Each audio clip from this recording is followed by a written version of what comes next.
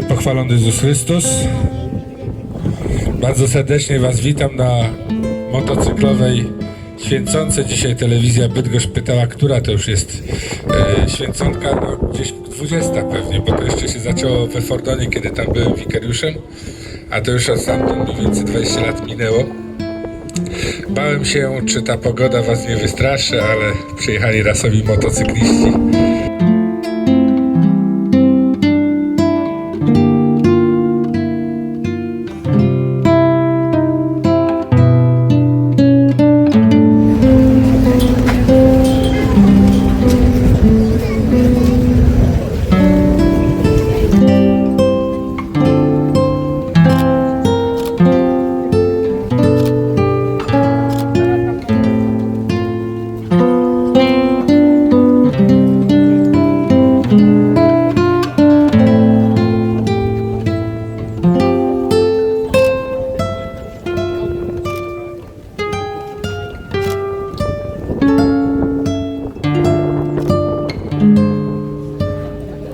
Jak mi zajął, jak laty będą warto.